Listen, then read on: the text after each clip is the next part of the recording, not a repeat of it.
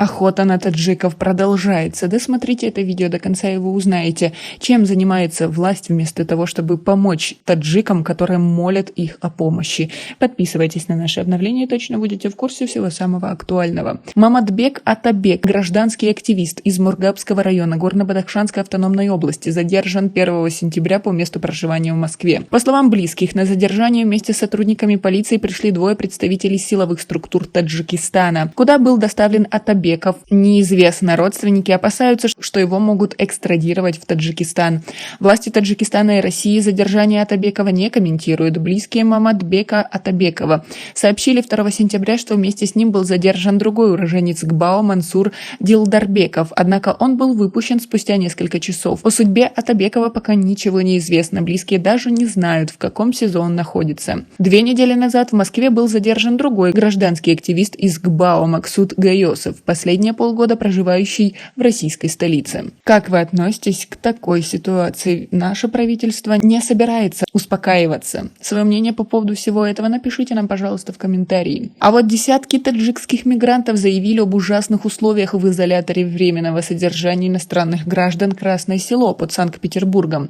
Все они задержаны за нарушение правил пребывания в Российской Федерации. В Генконсульстве Республики Таджикистан в Санкт-Петербурге заявили, что им известно о ситуации с мигрантами. Таджикские мигранты в отправленном в адрес радио Азади 29 августа видеообращении рассказывают, что более месяца содержатся в невыносимых условиях в ИВС Красное Село. Одному из наших братьев почти 60 лет, ему приходится очень трудно. У другого туберкулез, он все время лежит. Условия здесь ужасные. Мы просим власти Таджикистана оказать нам помощь. Мы никого не убивали, всех нас задержали из-за отсутствия регистрации, говорит один из мигрантов. В ИВС Красное Село в настоящее время содержится около 50 мигрантов из Таджикистана. Местные власти говорят, что у задержанных нет ни регистрации, ни разрешения на работу, поэтому они будут депортированы на родину. В Генконсульстве Таджикистана в Санкт-Петербурге заявили, что им известно о задержании таджикских мигрантов, но их могут выслать из страны только по решению суда. Наши сотрудники могут только 1 раз в 3 месяца посетить этот ИВС. Условия содержания там достаточно жесткие, но не такие, как в тюрьме. Их кормят, спать есть где, им разрешают поговорить по телефону. Наши мигранты иногда совершают неправильные поступки, сказал генеральный консул Таджикистана в Санкт-Петербурге Хамиджон Назари. Другой сотрудник Генконсульства Таджикистана добавил, что раньше процесс депортации мигрантов длился до 3 месяцев. Сейчас миграционные власти обязаны решить этот вопрос в течение 1 месяца. Однако, по словам мигрантов, некоторые из них находятся в ИВС Красное Село более 40 дней. За несколько последних лет около 300 тысяч таджикских мигрантов были депортированы из России, и они лишены права въезда в Российскую Федерацию на определенное время. Защитники прав мигрантов говорят, что во многих случаях российские власти высылают из страны мигрантов из Таджикистана, не совершивших никакого правонарушения. Иногда мигрантов высылают только за то, что не сумел своевременно зарегистрироваться по месту жительства или из-за того, что информация о регистрации по какой-то технической причине не оказалась в базе данных МВД, говорит юрист и защитник прав мигрантов Бахтавар Джумаев. По его словам, суды часто принимают решения на основе предоставленных сотрудниками милиции материалов, зачастую не отражающих реальную ситуацию, и наоборот. Суды часто отказываются рассматривать предоставленные адвокатами мигрантов материалы,